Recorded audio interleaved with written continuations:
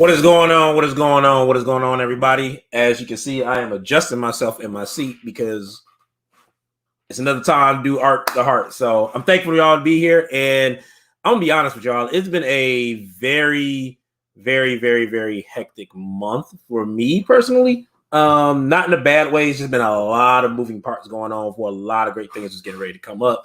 But I was not going to not give y'all this show. Like, y'all are going to get this show because it's going to be a dope show. And I know it because y'all make the show dope. And then we always bring our features up here.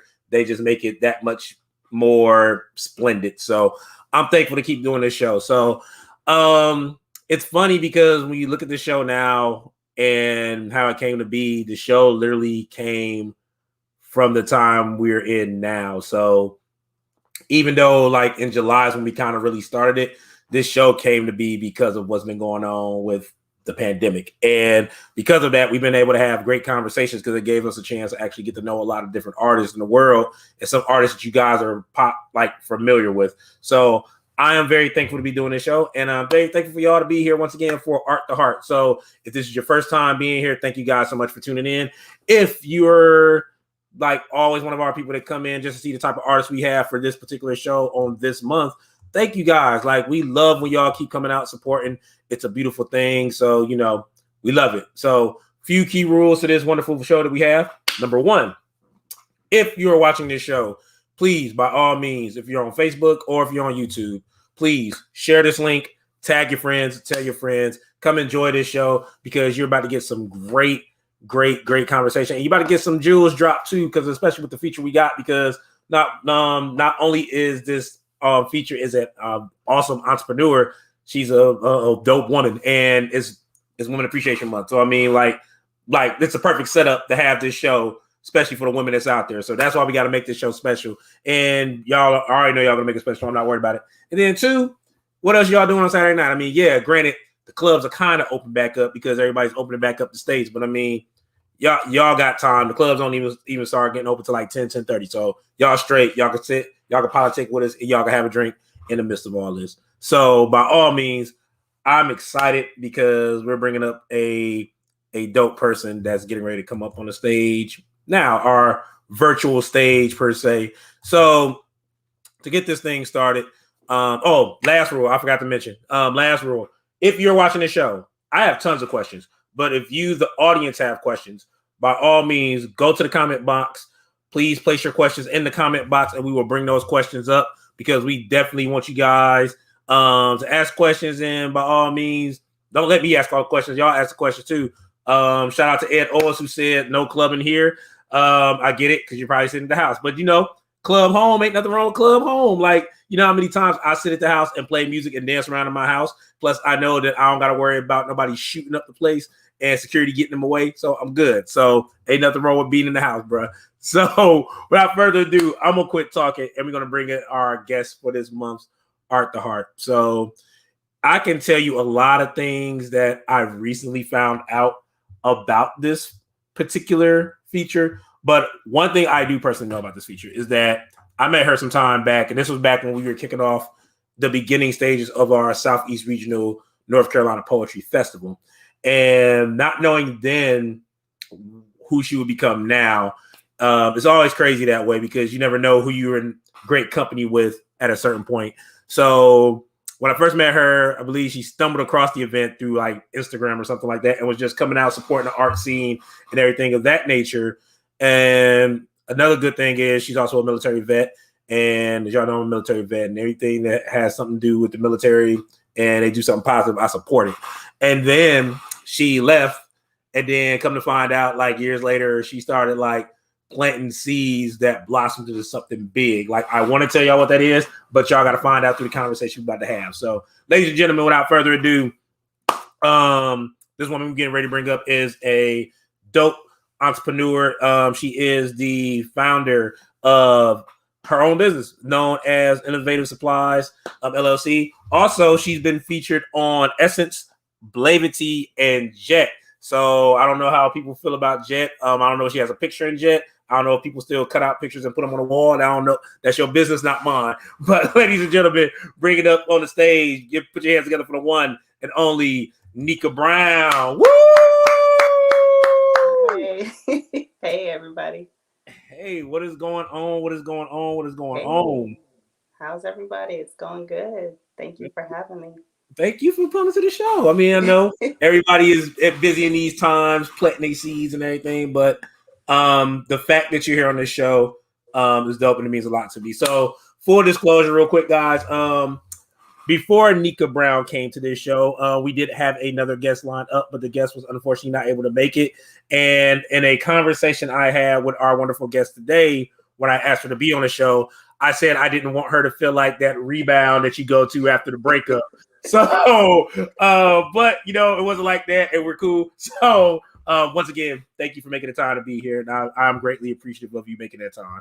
Absolutely. Thank you again. Not a problem. So, before we get into all the juicy questions and getting to know who is Nica Brown, does she sleep with one eye open? Does she scratch her back while eating cornflakes and all that good stuff? We're going to ask some icebreaker questions. And then from the icebreaker questions, we'll start getting into the serious questions and going from there. Sound good? Yeah, it's good. All right. So, first icebreaker question. If you had to do a 6-hour road trip, what would the road trip soundtrack look like? Oh, so Nas just put together a soundtrack that he curated. So it'd be that soundtrack. It was really beautiful how he put it together. It's 3 hours long, so I would play it back to back. And I really like it. So far, I haven't really skipped too many of the songs he's put together. Okay, so what songs you got on that playlist? Like you said, everybody playlist, but yes, you gotta. let me pull it up. Let me go to my Spotify. So on his playlist called Mine Right, some of the ones I really liked was EPMD, which was on the Judas and Black Messiah, Lost Ones with Lauryn Hill, Melody with Eric B. and Rakim and Marley Marl, Good Morning with Pusha T, Black Thought, Exhibit C with Jay Electrona. Like just the whole, it's some good stuff. Like he curated a list, and I was like, okay, Nas, I see you. Nice. So next icebreaker question: what is your favorite word and why? I would go with essentially, and I would say because sums up everything you're trying to get out in that moment. So if there's any confusion as to what I'm saying when I say essentially, at that point in time, I feel like you know what I'm now getting ready to say means business. Okay. So the reverse side of that, what is your least favorite word and why? Bitch. I hate that word with a passion. I feel like it's overly used to the point where people use it so much they feel like it's now offensive, like just by saying it. And it's like, no, it's really just idiotic at this point. Like, stop using the word altogether. I like that. So you got a lot of stuff you've done. So this is gonna be it's gonna always be loaded because you gotta think of everything you have not done that you will want to do. But what other profession than the ones you've done or the ones you're in now would you like to attempt or would have liked to have attempted, and why? I want to attempt acting. I would have liked to have attempted, and I still might, modeling. And why I did not attempt it was because my parents felt like the military was the best choice for me growing up. And so I was really groomed into that. No harm, no foul for them doing that, but I really would have liked to have seen where that could have gone because I knew I had the body type, the style, and the aesthetic for most models have right now. In that time frame of me being getting ready to leave high school, I felt like I could have really shined. Okay, so two more icebreaker questions. Because we still open it up, cracking the shell just a little bit. Okay. Favorite movie you can go to and if not know all of the lines, at least 80% of the lines of the movie. So I really don't like to rewatch movies. I'm kind of a one and done type of person when it comes to movies. But I would have to say Adam Sandler's Eight Crazy Nights, and this one was actually an animation, but it had so many great lines in it, and the old man really reminds me of Bernie Sanders.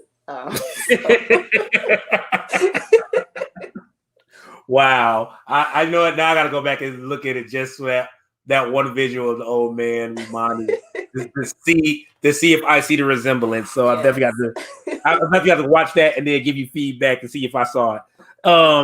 So last icebreaker question, which I love asking this. So with the way the world is shaped and everybody and everything, everybody has their own thoughts. Everybody believe in their own religions, whether it be God, Buddha, the Most High. They believe in a higher power. Some people believe in Scientology. We don't judge nobody here. So this opens up this question. If you believe that there is something beyond this plane, what would you like to hear that higher power say to you when you arrive to that place past the living? Did I do them the honor and the courage and the service of what my life fulfilled while I was here on earth? I'm not a people pleaser, but I would want to ask the Most High, like, hey, did I get a few things accomplished, or did you feel like I sat like a bump on a log pretty much my whole life? So nice. Okay. Nice. I like it. See, that's one thing I like about the show, because like there's never I think sometimes when people do this, like especially when it comes to the icebreakers, I feel like people feel like they have to be just a little bit reserved. At the end of the day, the show is you, and I want you to be authentically you. So by all means, whatever you feel is in your mind at that point, say it. Like if there's kids watching, it's the parents' fault, not yours. So just put that out there. So Nica Brown, let's go ahead and dig deep. So Nica Brown, where is Nica Brown originally from? So I was born in Germany. Both my parents were stationed there in the military, and we traveled quite a bit. So from Germany, we went to Texas, then to Kansas, then back to Germany. Then they decided to finally retire from the military in Georgia. And so that's where I finished out my high school years before I went into the military. So I'm not stop right there. Stop right there. Stop. I'm not from anywhere. Oh no, you're fine. Only reason we're gonna stop because we're gonna get to the whole building and the relocating and everything that comes in between. So with being the fact that you're doing all of this moving around, because I know it's hard for most people. I know it's kind of hard to settle into something, especially if you're a military child and you're constantly transitioning from place to place to place to place. So this question, I guess, would be, if you can pinpoint it within your life, what do you think has been one of the constant things that stuck with you through your transitions before they settled down in Georgia? That I always had my family with me. My mom, my dad, my brother and sister were the constant throughout all of the variables of the different locations that I was moving to. And so I really had them in terms of like that one thing that was always there. Nice. So another question. So now that we know that we have the basis of the family being there, which is always a great building block because it builds you to the person that you are. Yeah. Tell us a little bit about the mindset of your mother and father, and kind of who you think you favor the most. So my mom is a Capricorn. She's very we're gonna get this done by the book, straightforward. My dad, Taurus the bull, very much stubborn in his ways and what he wants and how he expects things. He was a cook in the Army. My mom was supply in the Army. Who I feel like I most am like would be my dad. And I say that because we're both Taurus the bulls. We're born 2 days apart. I was born May 12th. He was born May 14th. Oh my God. I know. No, I'm sorry. Okay, so the reason I said that, and this is just a quick and I apologize for like interjecting that. It's fine, because my family is like, a lot of the people in our family, I mean, is like are May babies. Mm-hmm. And like I can tell you like right now, and a lot of them have the same birthdays in May. Like I think 8 of my cousins were born May 3rd. 5 of my cousins were born May 12th. Like, my brother is born on May 12th. So you say May 12th, I was like, Jesus God. Like, and then so my another dad's one. dad was born May 19th, I think. So it's like we're 3 Tauruses strong in our generation. Mm-hmm. So I didn't mean to cut you off. So go ahead. I apologize. No, Get back to it. So I feel like I'm most like him in terms of my stubbornness. I go after what I want, and don't settle until I get it. And my dad, he has those ways I notice about him as well. So I'd say I'm most like him. Okay, nice. So next question. Like, and if you see me looking down, it's because I'm getting all my questions off the phone and all my notes. So I'm like looking at notes and doing a whole bunch of stuff. So with all those things combined, you bring up an interesting fact of a story. And you kind of said it in the Icebreaker, which I'm glad you brought that up so we can bring it up kind of. So you were saying that because and it's probably more so because they were both in the military, they kind of gave breadcrumbs to make you go into the military, but it seemed like you kind of had thoughts to do other things. So what were those initial thoughts of things you wanted to do? Because I know some of the things you're probably kind of still doing now, especially with the endeavor that you have, but what was the things that you were more so wanting to do before they end up kind of directing you to the military? When I was in 6th or 7th grade, I was drawing fashion designs. I had like a notebook full of them, and I was showing them to my dad one day. And I was like, I really want you to look at them. Tell me your thoughts. Tell me what you think. And, I had, put together about 30 or 40 different designs and finally worked up the courage to show it to him. And he was like, yeah, they look good, as he's flipping through the book, and he hands it back to me. He's like, but there's no money in this. You need to go into the military. And at that moment, it was like, okay, I got to do whatever I can to please what's going to get him to say yes. But it's interesting because even growing up into high school years, I knew I was thinking about being a model. And so that's when I told my dad about that. And he's like, oh, you can easily get sex trafficked doing that. And I was like, oh my gosh, like there's so many fears that I feel like parents project onto their kids that they don't realize can have an effect on what their kids are thinking about in terms of the careers that they pick on later on in life. So that brings up a good question because you being a parent yourself, that brings up a good question. Do you feel as parents, and then me being a parent, I kind of get that too. Do you feel as so that do you feel that they can almost hinder a person from wanting to chase the dream per se, or do you just think it's just the parents just wanting to just protect them from the outside world, and then they just want to do something that's had them be safe? It's a little bit of both. They're both married into the equation, honestly. The parents have the fear, and it also hinders them. I remember in elementary school telling my mom I wanted to play the drums. And she's like, oh no, I don't think that's going to work for you. Reading music is too hard. I don't think you could keep up with that. And it's like, wow, like when parents don't have confidence in their child, the child doesn't have confidence in themselves. So, and the child's looking to the parent like, you can do it. But if it's not there, then the kid's just like, oh, well, fuck, I don't have that opportunity then. Yeah.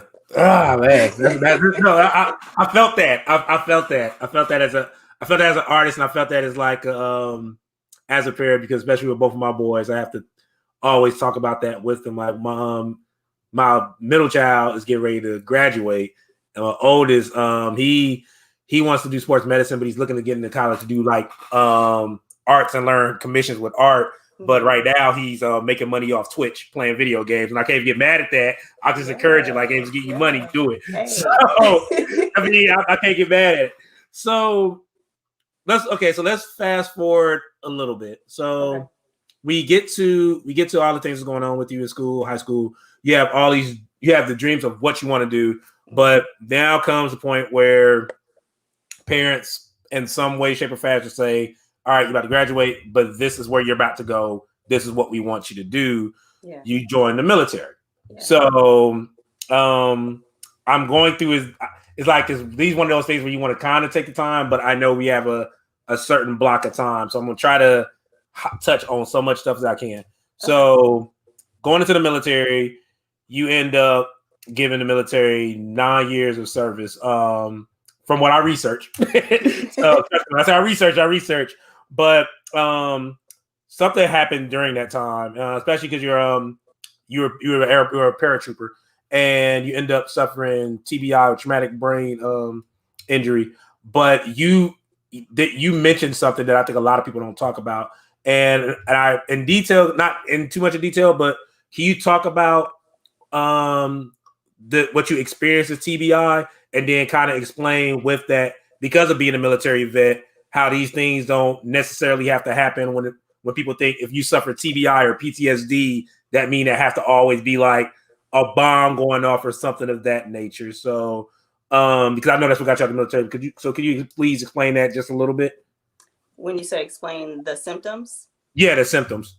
Oh, so yeah, I was jumping out of the airplanes for the 82nd Airborne Division, and really, knocked my head on the ground a few good times from some of the jumps that I did. The first one in particular, I remember putting my hand in front of my face when I was walking down the hallway when I got home, and I saw like a trail of hands following that hand. It's like, okay, I rung my bell pretty good. I went to sleep that night and woke up the next morning with a crazy migraine. I don't know what it was, type of situation, but I know I had like sensitivity to light, sound, and I just had to like ball up into a corner almost. So I went to sick hall, told them all the symptoms I was feeling, and they told me I had had a concussion. And so from that, like I just had like 2 or 3 weeks of severe migraines and sensitivity to lights and sound. And things eventually got better in terms of the sensitivities. But what came with it down the line was impacting my executive functioning skills, like processing information, remembering small details, short and long term memory loss. Again, more headaches that would come and be sporadic, just pop up. Sometimes I'd wake up with them. Sometimes they'd be all day long. And the PTSD of anxiety and depression would come along with that as well. These were not anything that I was expecting, but it happened. And so I had to learn to adjust, because it doesn't go away, it stays with you for life. Yeah, definitely. And that's one thing like I never knew, and I know about it only for the simple fact of me being airborne. But that's one thing I've never known it about you. But at the same time, when you meet soldiers, when you just meet people in general, it's not like they wear those things as badges for everybody to see. Like, hey, look at me, I suffered from TBI, and and Right. everything of that nature. And I also try to like lead. I want people to see me first, not my injury. And I know that my injury is invisible for the most part, so they're gonna see me, but I have to let people know sometimes, like, hey, this is what I'm going through. In terms of if I have to, step away for a second because there might be sensory overload, or I might have a headache, or I might have mental fatigue. It has nothing to do with me personally. It has to do with the signs and symptoms that come with traumatic brain injury. Got you. So this is kind of going to go to you finding out about the art scene here, because I know that kind of probably reawakened the flame a little bit. But somebody just asked a question that we're going to bring up. Okay. The question was, what or who is your inspiration when tackling endeavors? Okay. When tackling endeavors, my inspiration is my dad, big time. Um, this is going to sound a little on the sad side, but my dad was very much, you're not going to be anybody in life. You're not going to amount to anything in life. And I heard these comments pretty much from sixth grade until I graduated high school. And later on in life, he explained that that was his way of being hard on me, because I guess he felt like I was going to sense some hard things in life once I left. And I guess he wanted to prep me. And so hearing those things really impacted my life growing up, to the point where whenever I did face those endeavors that were difficult once I left the house, I just remember him instinctively saying, "You're not going to do this. You're not going to be this." So I would recall those moments and push forward to get what I was after. So your dad was basically somewhat doing reverse psychology in a very hard way. Yeah, very, very hard, stubborn way. Like I would never talk that way to my daughter now, period. But I mean, in the older generation, I guess they feel like they had to. So, Got you. So within the time before you got out of the military, you ended up stumbling across all the great stuff here in Fayetteville that people don't know about, which yes. is the art scene. So when you saw, so because I don't know if you saw, I don't know if it was the festival that happened first or just other stuff that you went to, and then the festival came after. But what was it like to see like art thrown in your face and I guess reinvigorating that spark that you thought may have died out because of coming into the military? Because you never know what's gonna if that's gonna be around when you go to a military installation. Right. I mean, that Fayetteville was my third duty station. So I was at Fort Eustis, Virginia. Then I went to Fort Benning, Georgia. And then I got to Fayetteville, North Carolina, Fort Bragg, North Carolina. And never was I around the art scene in Virginia. Never was I around the art scene at Fort Benning. So to get to Fort Bragg and to see an art scene, specifically in the poet arena, I was just like, yes, like this is, I want to be around this. And so I did some research and went and showed up, and I loved it. Like I had a great time seeing everyone and watching them perform. And I just knew like one day I could do something like this if I really wanted to. But it was amazing to just watch others do it and see them, thrive. So it was a good time. Nice. So now, I want to use that segue because it kind of goes into everything kind of now, and I'm gonna try to really dig as much as I can with everything's about to happen, especially with the business because you've been doing a lot with this business, and I don't think a lot of people know. So, everything dealing with being here in the scene, but then of course the TBI happened. 9 years in the military, you ended up having to leave the military. So at that point, what happened next? I decided to enroll in school at my local university, Columbus State, back home where I'm from, Columbus, Georgia, because, my support system, my mom and dad were there. And so I knew that they could help me take care of my daughter while I'm in school and things like that. But what ended up happening was I decided to find some school supplies to set the tone for this new venture as a full-time student. And I couldn't find any stationery at Staples, at Walmart, at Office Depot that I liked and identified with. So I saw art always on Instagram and was like, had this idea one day, how can I get this art off Instagram and onto something more tangible that you can look at and see every day?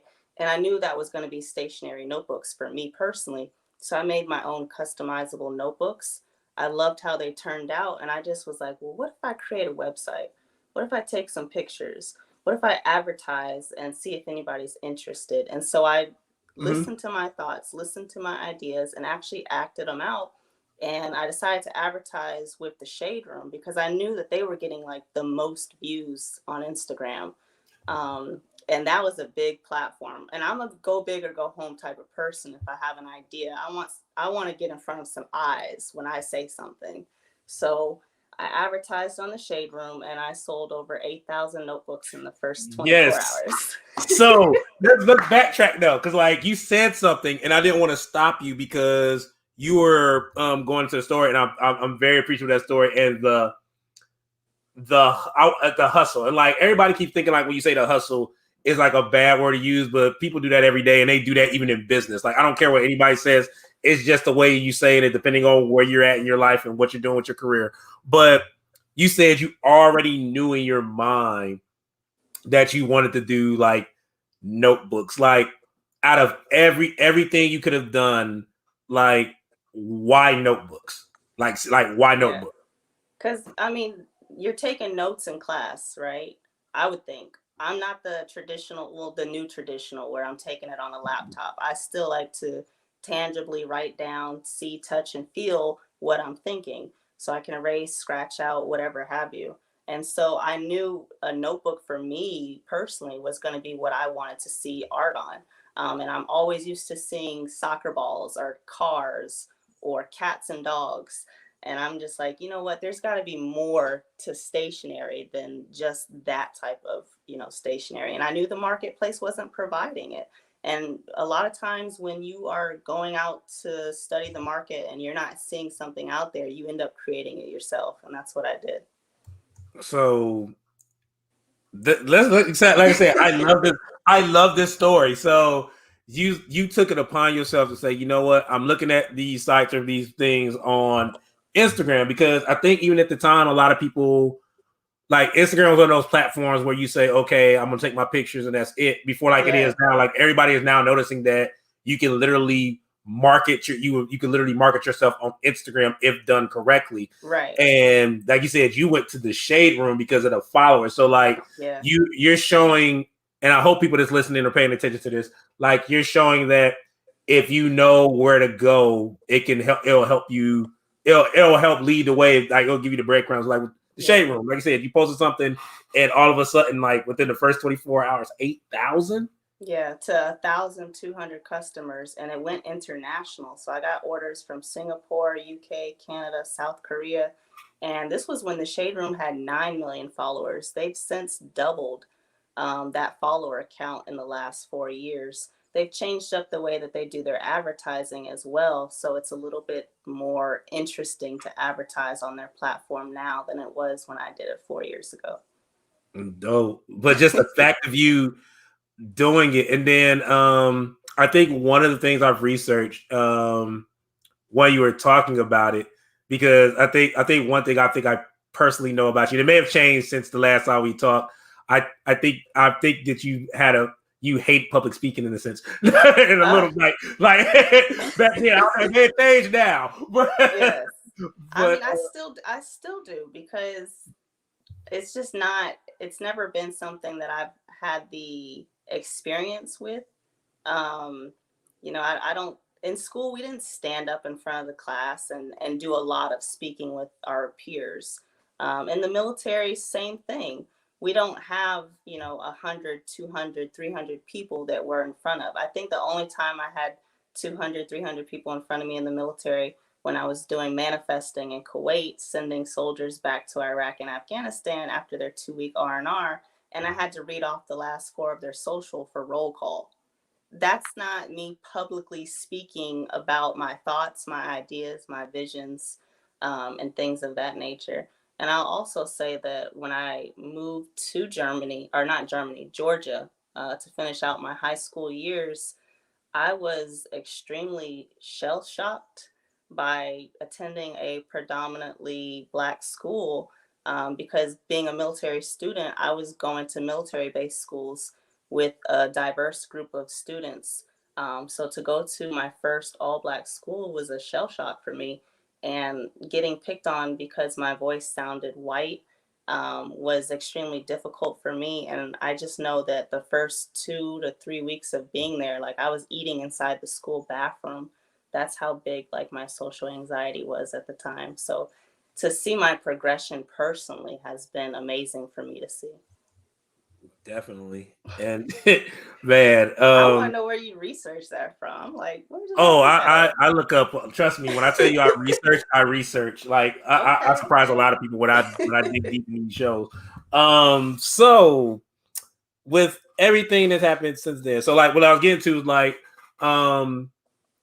it's one thing when it's all, I don't know the timeline for the particular video I've seen, but I just wanted to ask your opinion on it, because I know what it's like when you have to talk in front of adults. Yes. But the video that I researched was you actually giving a presentation talking about what you did, and I believe it was in a classroom setting. So it may have been with, I don't know if it was elementary, middle school, or high school, but how was that? What was that feeling like to talk about your dream and show these kids that they can do it? What was it like trying to explain your dream to them and then giving them the motivation to do, if not something you're doing, just to give them the motivation to go further past what they're doing at that time? It was amazing. I mean, I didn't, their body language didn't, I wasn't catching their body language like they were really into it because, you know, they were high schoolers. They're just like, okay, I'm here. But I mean, I was reading the room and it seemed like some people were really interested and they wanted to show me their art skills and what they do and how they create. And I'm just happy that they felt in that moment they were comfortable enough to talk to me about it, because a lot of people, they'll create but they won't show what they've created because they're afraid that vulnerability of, well, what's this person going to think after I show them? Like, some people won't, they won't show what they've created. They'll just keep it to themselves. And I think it's a really cool thing to do, because you never know where it can take you when you create something and then put it out there for others to look at. Definitely. So that brings up the next question. When putting together your business and everything that deals with the business, Innovative Supplies, the way you put together your workforce, I feel like we need to bring that up, because I feel like what was done with that, it plants seeds in the community and it shows people or what they can do in the community. Because like now, I always think of a moment when I was in Ohio before I came into the military. We used to do this thing called JTPA, where it's literally jobs for the summer, trying to give like teenagers and kids jobs for the summer, or just to like have them work it. But I don't normally see that in like certain areas where, like, unless it's a fast food restaurant, that's the only way you get a job. But like, to see a business that actually come to fruition, say, this is who I wanted to employ, this is what I wanted to employ. And so I kind of like already let out the bag who you employ, but I want you to talk about that to the audience. So I came to my brother with the idea of what I wanted to do. He was a junior in high school, and I remember him distinctly saying, I don't know about this. I don't think it's going to work.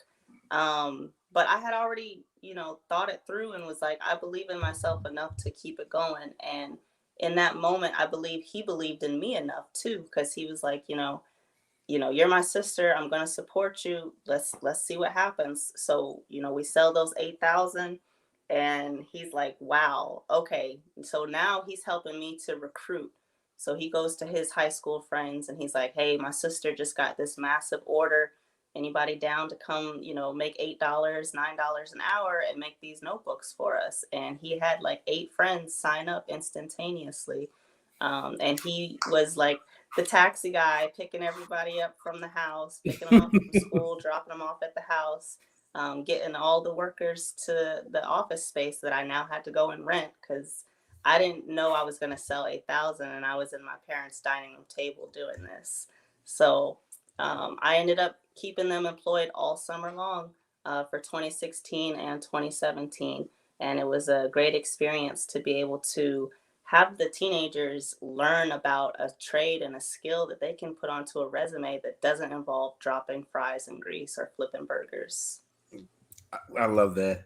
So let's talk about some highlights now. So you had the 8,000 books, being pushed out, going on the shade room.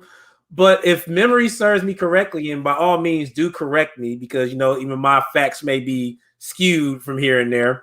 I believe you also in your area, because I know I'm in this club in my area. You also are part of a 40 under 40 club, I believe. And Yes, I got and okay. and 8 months after you launched your business, you were awarded the 2017 Global Award. So can you tell us about these things? Yes, so 2017 Globe Award was presented to me by the former governor of Georgia, Nathan Deal, and the Georgia Economic Department of not labor, but economic something. And they awarded me that award for those international orders. Pretty much, they were putting out an all call to all business owners in Georgia, wanting to know if they had any of their product go across the waters. And I said, of course I did. So I, put in my application, told them what happened.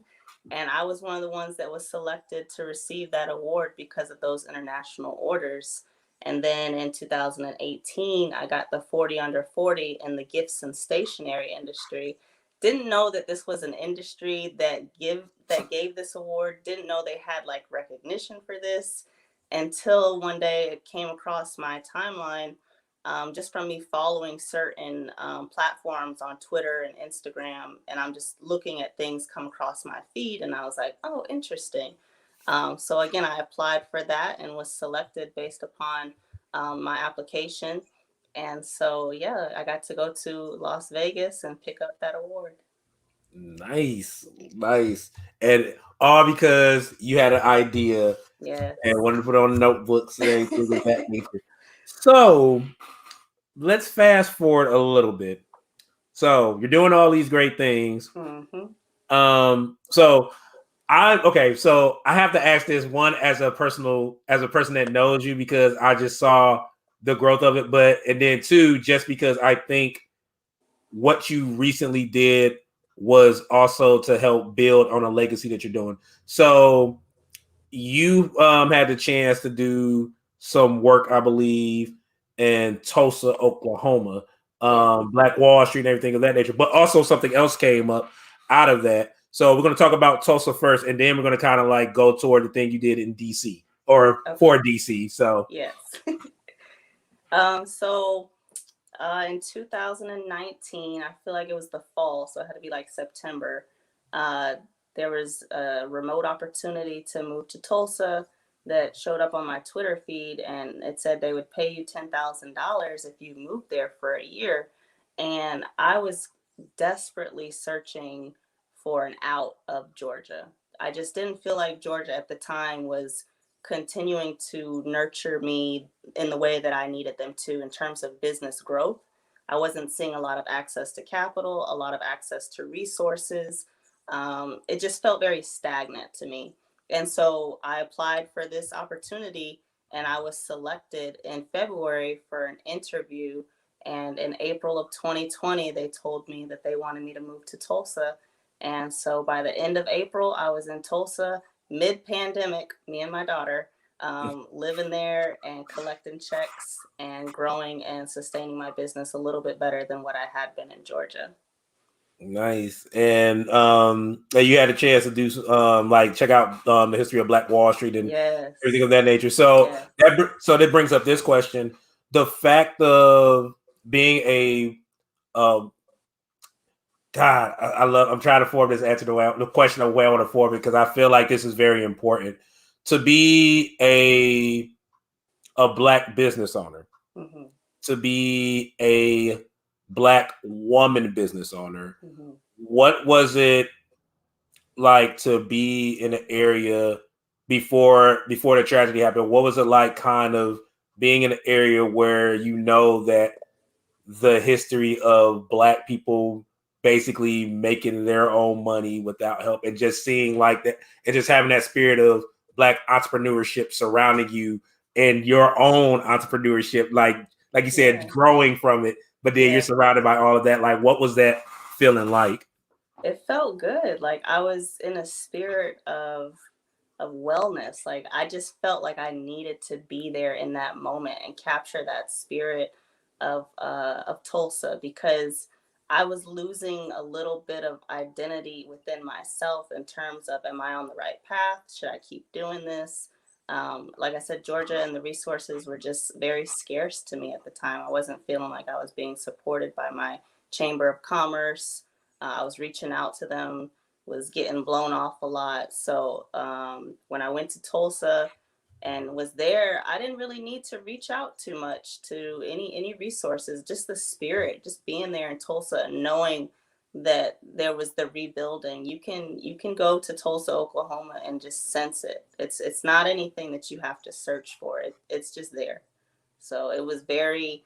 It's like going to, you know how Malcolm X did the pilgrimage to.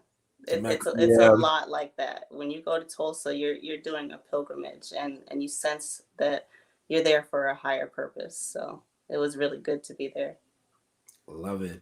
So now we're going to talk about something that I was ecstatic about for you, and if I haven't told you now, then I am definitely proud of the work you're doing and humbled to know you. So you had this opportunity, and regardless of how anybody look at it, because I have to frame it for what it is, but regardless of how anybody looks at it, is major. So you had this opportunity to talk to some representatives in DC about business, and I think they had maybe a lot of people, so your time maybe like a couple of minutes, but it's the fact that you got the chance to do something virtually in front of representatives in DC. So can you explain what that was and like how that opportunity even came to be? Yeah. So again, I'm always following interesting entrepreneurs and business resources on Instagram, because sometimes your local resources are just, they're hit and miss. There's a lot of old fogies that are in these positions that they stick to who they know and don't really want to talk to you because they don't see your business doing X, Y, and Z. And oh, if I help you, I gotta help so and so, and they might feel some way that I help. So I'm just like, you know what? This You is too said much nothing but a word. politics. You said nothing but a word. It's too much politics. So I now get onto Instagram and Twitter and look for my resources that way. I strategically source how I can one up myself a little bit better, instead of relying on these old institutions. And so one particular person on Instagram that I follow, she posted about Main Street Alliance. It's a nonprofit organization that pretty much is like 30,000 small business owners hubbed together to create a voice for what's happening to small business owners because of COVID and the impacts that it's having on them. And I just always stayed in contact with them, signed up for different newsletters, different speaking opportunities that they had. And one day they reached out to me and said, you know, we have this opportunity for you to speak to members of Congress. Are you interested? I was like, this is going to feel a lot like jumping out of an airplane again. And I'm trained and ready for it. So let's go. So I had a 5-minute speech that they helped me draft and prepare, that I got to read to members of Congress. And it's forever saved in the database where my voice is, you know, there in Congress. So it was really cool. Love it. So man, like Ask any so. more questions you want about it, because I feel like I was very short. Oh no. I mean, you're answering the way you need to answer it. I mean, by all means, if there's more information you want to share, by all means, share it. I just posted something in the comment box and just shared it on here because I feel like what you've done and that's why I'm very thankful that you're on here is like you kind of been dropping jewels on how you literally have been building your business, and you're also giving the sense of saying, hey, if you want the business to grow, I mean, by all means, look what you can do in your area, but at the end of the day, you may have to like outsource it. I mean, and by all means, I get that completely because I've done that numerous times. Like even with stuff I do now, I outsource and do it. So I feel like you're like a perfect example of showing people like, hey, if you're gonna go get it, you got to go big or go home, and this is how you got to get it because sometimes you have to do those things. And like you said, like the airplane, and I'm gonna make a reference to that plane you don't want to jump out where the tailgate opens up. Sometimes you just have to walk on out and see what happens. So Yes. Yeah. No, but and no, also I like think. my Oh, go background ahead. is human resources. Like that's what I did for 9 years.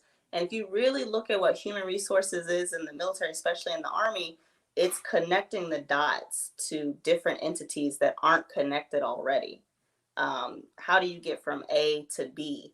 Who can help you get from A to B? What resources are you going to need to get from A to B? That's really what human resources is, on a scale sometimes in the military. For the Army instantly, I knew that once I left the military and started this business, it's a lot of that.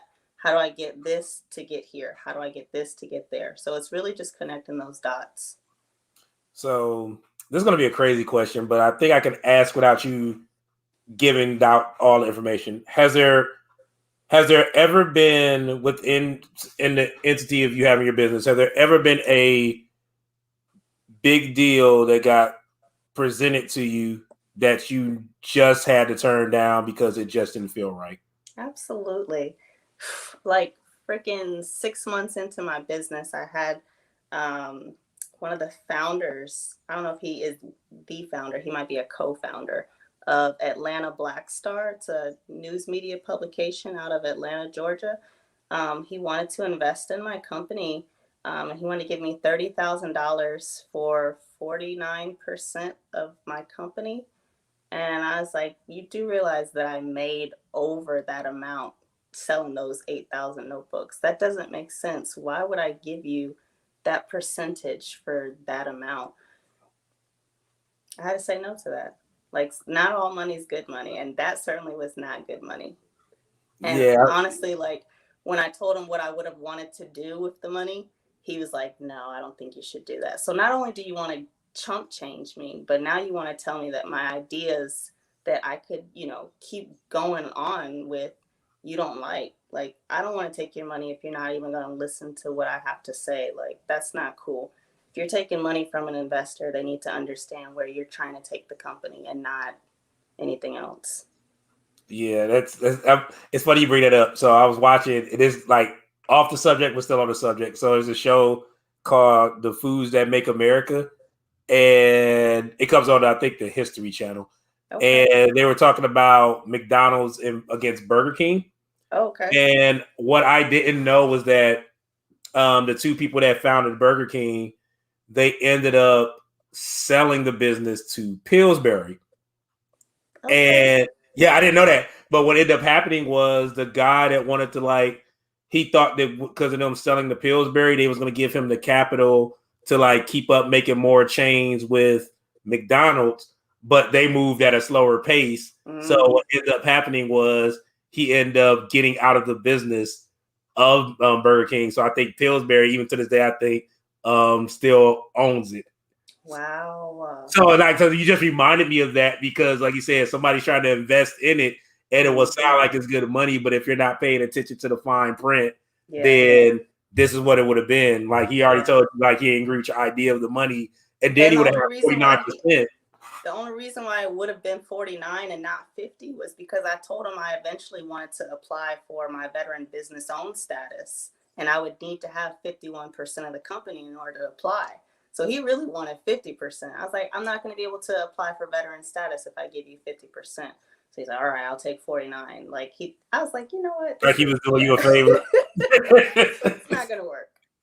Oh my God. That's crazy. I think maybe 3 or 4 more questions. Okay. So I mentioned it earlier, and this is probably going to throw off the timeline, but we're just talking about it because it's in my notes. With everything that happened with the business, Essence, Blavity, and Jet, what was that like? Okay. And it's now, mind you, audience, this is from a woman that had the idea of doing a great thing with notebooks, and she got featured on these things. So what was that like being featured? I didn't reach out to either of these publications. Once they started seeing that I had sold out and I was trending and everybody was curious to know when they could, purchase again, they just, picked up the story and kept it going. So we really went viral, essentially, from that selling out in those first 24 hours. We went viral, and I found out that I had been spoken on by Essence, by Jet.com, because, they didn't have the publication anymore at that time. And then not just Blavity, but the Ricky Smiley Morning Show had featured us, and the Brat and one of the females from Real Housewives of Atlanta and Ricky Smiley. And I was just like, oh my goodness, this is really amazing how news travels. But I really wish that Ricky Smiley and the Morning Show had reached out to me before doing any of that, because I don't know, it just would have been really interesting to go on the airwaves and say a few things about it. But they picked up the story just from hearing about it as well. That's dope. So everything that's been going on, and you may have already hinted to it, but this could also be something that we haven't talked about with the business. What do you feel has been your greatest achievement thus far with your work? My greatest achievement thus that you far? feel like like you got more to come? Like I know Yeah. that I foresee it, Yeah. but what do you Going feel in like? front of Congress. Like, I never thought that my voice would be recorded for members of Congress to have in their, you know, their record books, and my testimonial being recorded like that. Like, it's a big deal to me, because to know that my voice could be heard in that way and etched in history in that way, no matter how small, because it was on Zoom or whatever, like, I just feel like it's going to have an impact for my daughter to see. Who knows, one day that might be taught as a history lesson one day for her, because I think history is going to change. History and the way history is taught is going to change. You're going to start to see a lot more digital content in terms of history. You're not going to be hearing about George Washington too much longer. We're really going to be talking about people that are living and breathing right now, making history. And I think that they're going to be looking at some of these digital contents that they've created, and teachers are going to be using that as a way to teach the students. So who knows? She might be getting a history lesson on me in a couple of years. Nice, nice. I love that answer. I love that answer. When you did you ever see yourself?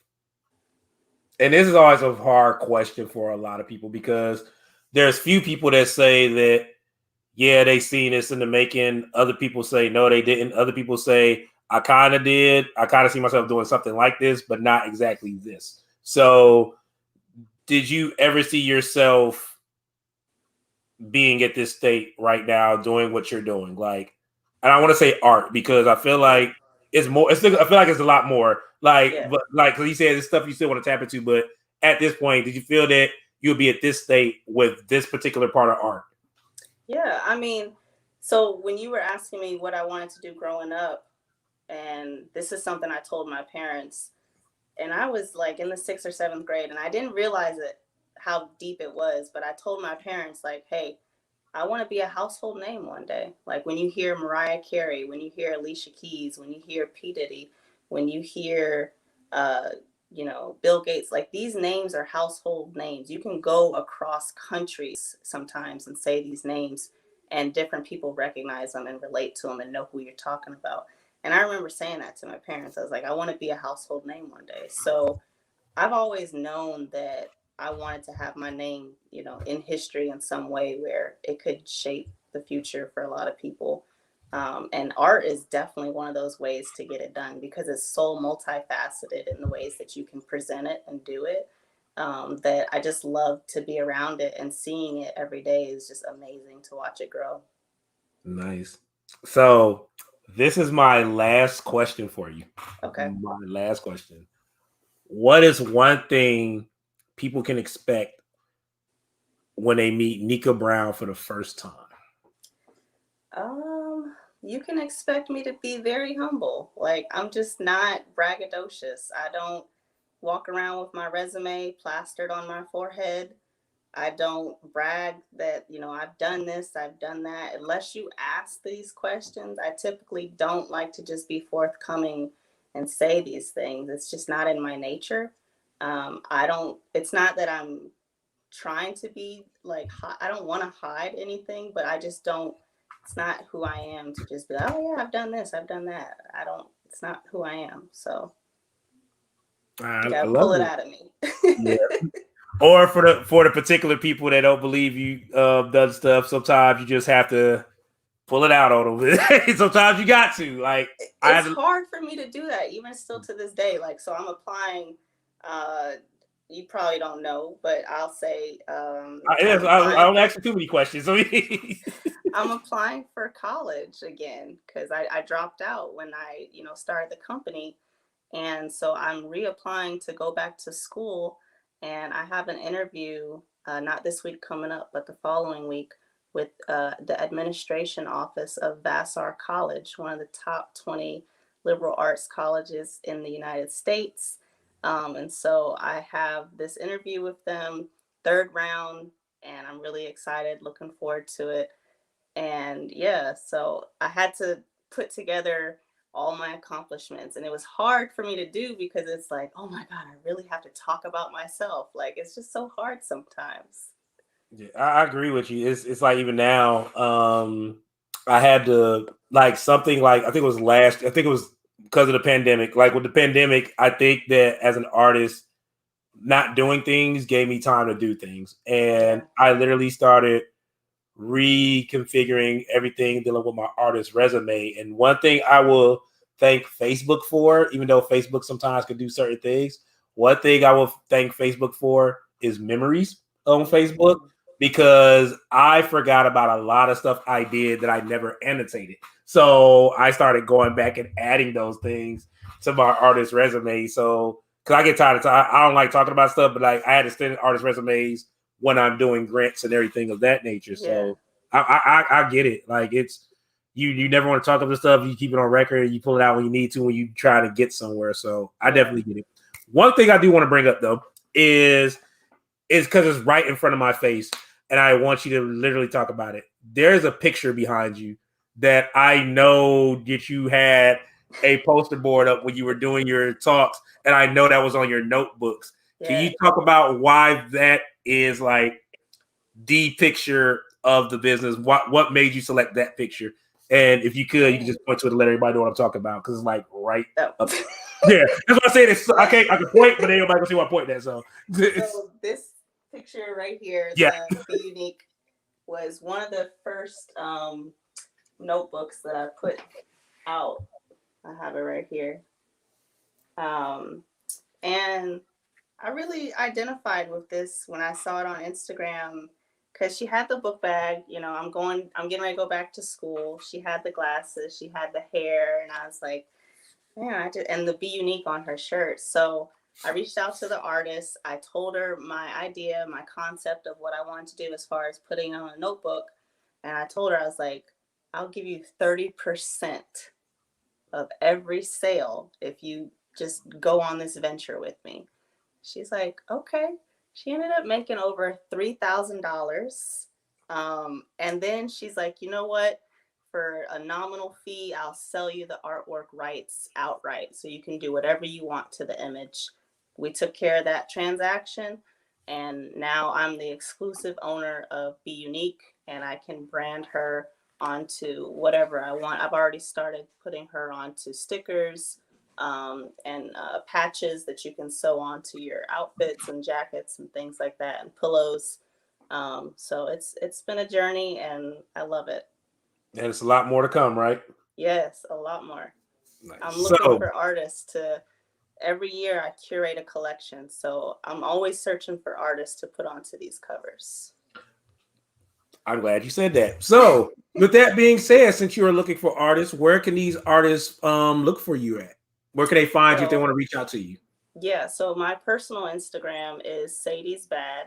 It's down there. I see it. And then if you want to send me some messages, send me some messages. I'll respond.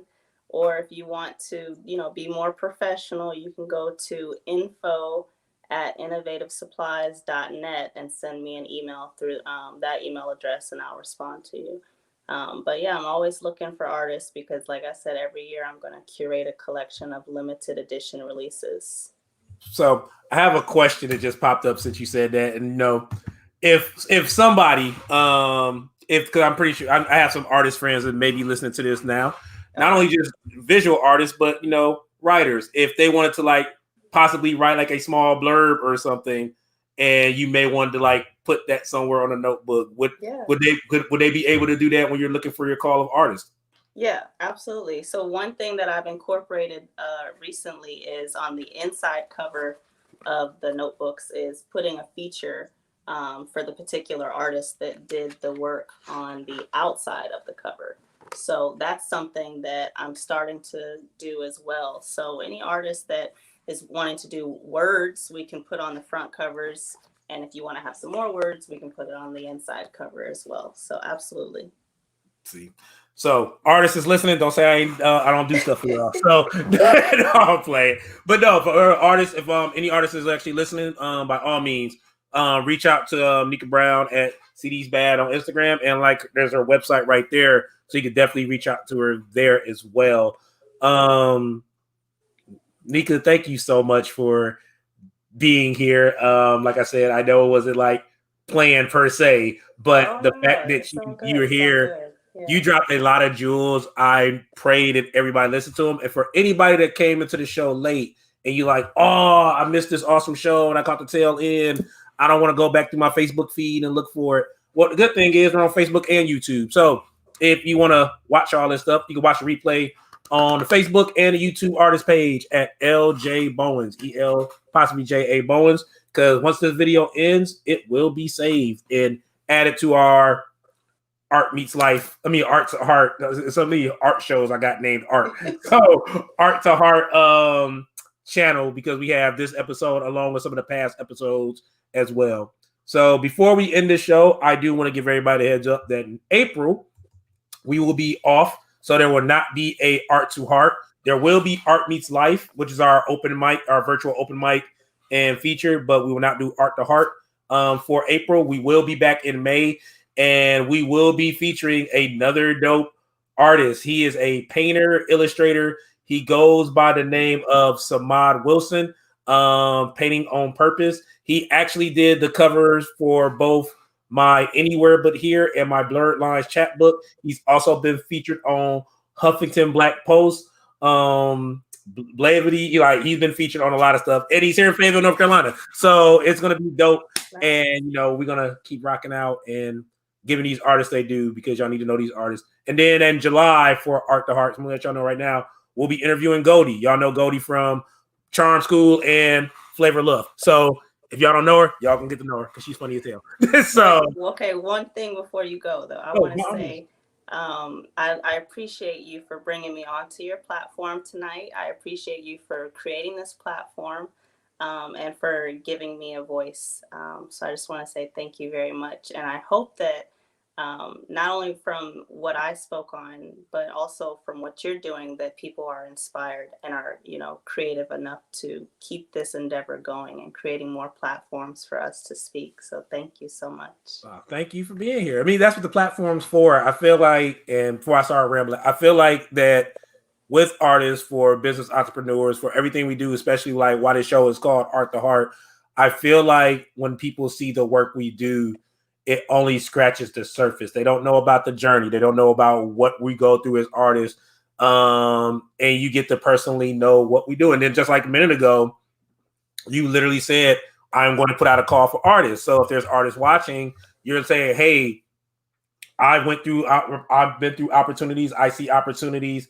I take a chance on those opportunities. This is me giving y'all a chance to jump on this opportunity. So by all means, this is what the platform is for. I mean, if the platform wasn't here if nobody's like, as artists, it's our duty to give.